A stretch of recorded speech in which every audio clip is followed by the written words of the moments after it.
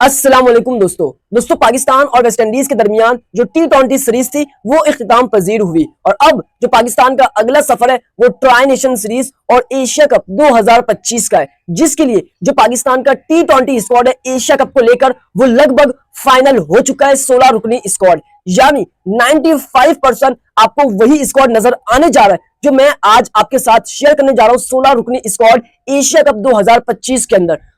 पाकिस्तान का कौन सा 16 रुकनी स्क्वाड फाइनल हुआ है एशिया कप को लेकर और उस स्क्वाड के अंदर 2 से 3 ऐसे नाम है जिनको वापसी का इशारा दे दिया है। पाकिस्तान का 16 रुकनी स्क्वाड कौन सा फाइनल हुआ है और कौन से वो 2 से 3 नाम है जिनकी वापसी होने जा रही है एशिया कप 2025 में, वो नाम और वो स्क्वाड आपके साथ शेयर करूंगा इसी वीडियो के अंदर। जबकि उसके अलावा दौरा वेस्ट इंडीज के खिलाफ जो ओडीआई सीरीज है उसमें जो फखर जमान है वो इंजरी के बाइस आउट हो चुके हैं।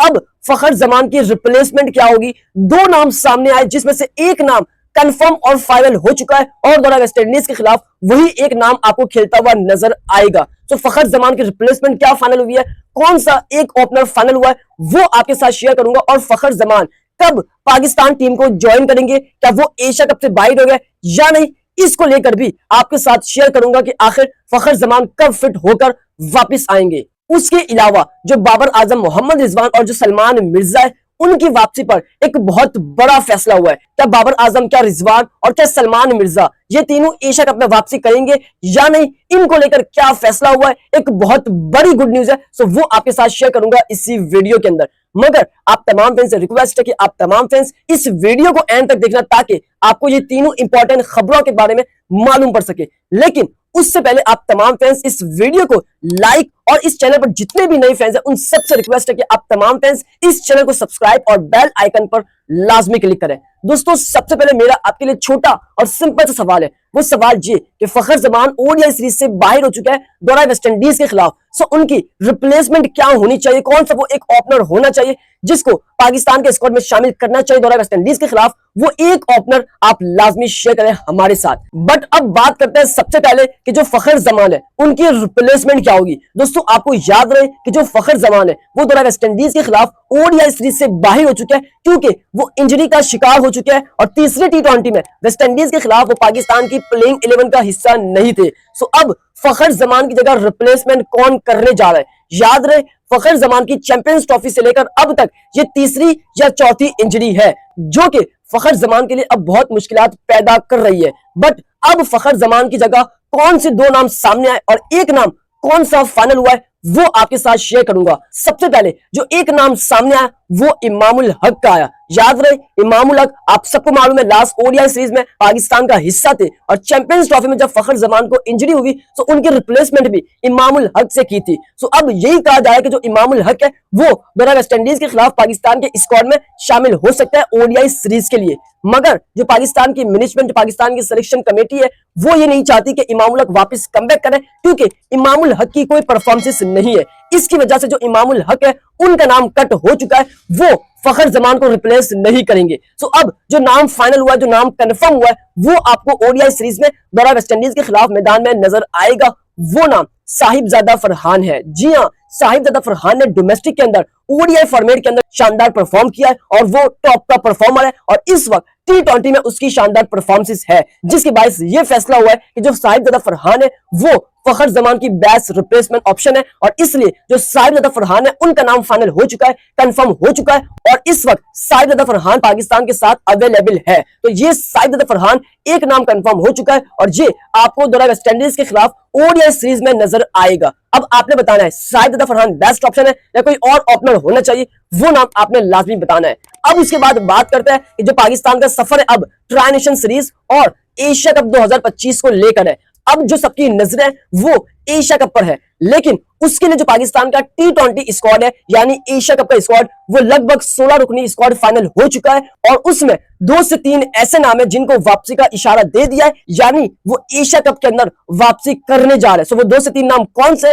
और कौन सा 16 रुकनी स्क्वाड लगभग फाइनल हुआ और यही स्क्वाड 95% आपको एशिया कप और ट्राई नेशन सीरीज में नजर आएगा जो मैं आपके साथ शेयर करने जा रहा हूं। सबसे पहले बात करें पाकिस्तान के ओपनर की, तो ओपनिंग के अंदर बात करें तो एक ओपनर एशिया कप के अंदर जो फाइनल हुआ है वो साइम अय्यूब है। उसके बाद जो दूसरा ओपनर और जो दूसरा नाम है वो नाम साहिबजादा फरहान है। उसके बाद जो तीसरा नाम है, यहां पर एक बहुत बड़ी तब्दीली का इम्कान है, वो ये कि जो फखर जमान है हो सकता है कि वो आपको एशिया कप में नजर ना आए, लेकिन जो ज्यादा चांसेस है वो यही कि फखर जमान एशिया कप से पहले पहले फिट हो जाएंगे। तकरीबन उनको 3 हफ्ते लगेंगे रिकवरी करने में, लेकिन आप याद रखें कि जो फखर जमान है चैंपियंस ट्रॉफी से लेकर अब तक उनकी तीसरी या चौथी इंजरी है, जो कि फखर जमान के लिए बहुत मुश्किलात पैदा कर रही है। वो बार बार इंजरी का शिकार हो रहा है, तो इस वजह से हो सकता है कि फखर जमान को एशिया कप के अंदर ना लिया जाए। लेकिन अव्वल इम्कान तो यही है कि अगर फखर जमान फिट हो जाता है तो फखर जमान ही आपको एशिया कप में नजर आएंगे। मगर अगर फखर जमान फिट नहीं होते तो उनकी जगह जो वापसी का इशारा दिया है वो हैदर अली को दिया है, जो कि इस वक्त वो शानदार फॉर्म में, और आप देखें पाकिस्तान शाइन से वो शानदार रन्स कर रहा है इंग्लैंड के खिलाफ इंग्लैंड के टूर में। तो हैदर अली को वापसी का इशारा दे दिया है। उसके बाद जो चौथा नाम है वो नाम मोहम्मद हारिस विकेट कीपर है। उसके बाद जो अगला नाम है वो नाम सलमान अली आगा, जो कि पाकिस्तान के T20 के कप्तान है, और यही कप्तान आपको T20 वर्ल्ड कप 2026 में नजर आएंगे। तो सलमान अली आगा भी कंफर्म है। उसके बाद जो अगला नाम फाइनल हुआ है वो नाम हसन नवाज का है। उसके बाद जो अगला नाम है वो नाम खुशदिल शाह है। जी हाँ, खुशदिल शाह को भी एशिया कप के अंदर बरकरार रखा है, क्योंकि जो एशिया कप वो दुबई के अंदर है और वहां पर जो स्पिन ट्रैकर है उनको मदद मिलेगी। इसी वजह से खुशदिल शाह अपनी जगह बनाने में कामयाब हो चुके हैं। उसके बाद अगला नाम मोहम्मद नवाज है। उसके बाद जो अगला नाम है वो एक स्पिनर है अबरार अहमद। उसके बाद जो अगला स्पिनर है वो सुफियान मुकीम है, जो कि दौरा वेस्टइंडीज के खिलाफ T20 सीरीज में इसने पूरी दुनिया को इंप्रेस कर दिया और पाकिस्तान की मैनेजमेंट को इसने जोरदार तमाचा मारा, क्योंकि इसने वेस्टइंडीज के खिलाफ शानदार परफॉर्म किया है। विकेट्स कम लिए, लेकिन जो इसकी लेंथ थी, जो इसका कंट्रोल था वो जबरदस्त था, और इसी वजह से इसका नाम भी फाइनल हो चुका है एशिया कप 2025 के लिए पाकिस्तान के स्क्वाड में। तो ये 3 प्रॉपर आपको स्पिनर नजर आएंगे दुबई की कंडीशन में, अबू धाबी की कंडीशन में मोहम्मद नवाज, अबरार अहमद और सुफियान मुकीम। अब बात करते हैं पाकिस्तान के ऑलराउंडर की। तो ऑलराउंडर के अंदर एक बड़ी तब्दीली है, जो कि हुसैन तलत उनकी जगह नहीं बन रही, उनको मौका नहीं दिया जा रहा। तो इस वजह से अब फैसला किया है कि एशिया कप के अंदर आपको हुसैन तलत नहीं नजर आएंगे, बल्कि उनकी जगह अब्बास आफरीदी को मौका दिए जाने का इम्कान है। उनको वापसी का इशारा दे दिया है, जो कि वो शानदार बैटिंग भी करते हैं और शानदार बॉलिंग भी करते हैं। तो इस वजह से अब्बास आफरीदी भी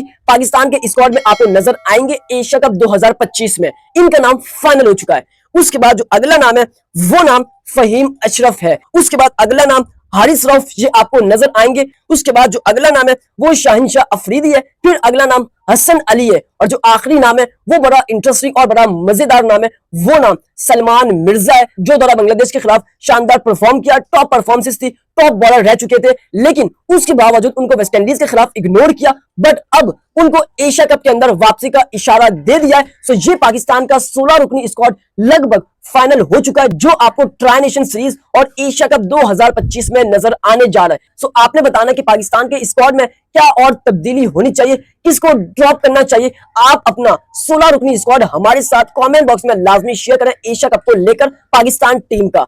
अब उसके बाद बात करते हैं बाबर आजम, मोहम्मद रिजवान को लेकर क्या फैसला हुआ है। उनको लेकर एक बड़ा फैसला हुआ है। वो फैसला ये कि पाकिस्तान जो अभी एशिया कप खेलेगा उसको इतनी अहमियत नहीं दी जा रही। दरअसल पाकिस्तान जिसको अहमियत दे रहा है वो T20 world cup 2026 ICC event को दे रहा है। और अगर बाबर और रिजवान को लेकर यही फैसला हुआ है कि एशिया कप के अंदर हम इन यंग साइड को मौका देंगे, अगर ये यंग साइड फेल जाती है, ये यंग साइड एशिया कप के अंदर अपने आप को ठीक तरीके से सर्वाइव नहीं कर पाती, तो फिर जो बाबर आजम और रिजवान है उनकी T20 वर्ल्ड कप 2026, ना सिर्फ T20 वर्ल्ड कप 2026 बल्कि पाकिस्तान के T20 स्क्वाड में वापसी के इम्कानात बढ़ जाएंगे, इनके दरवाजे खुल जाएंगे। क्योंकि जो यंग साइड है अगर वो एशिया कप के अंदर बुरी तरह से फेल हुई तो फिर बाबर और रिजवान दोनों ही पाकिस्तान के T20 स्क्वाड में ज्वाइन हो जाएंगे। सो कौन कौन चाहता है कि बाबर और रिजवान T20 के अंदर कमबैक करे, वो कमेंट बॉक्स में अपनी राय लाजमी शेयर करें। जाते जाते सब्सक्राइब करें, इस वीडियो को लाइक करें, प्यारे से कमेंट करें। उम्मीद करता हूं कि आपको मेरा आज का व्लॉग काफी पसंद आया होगा।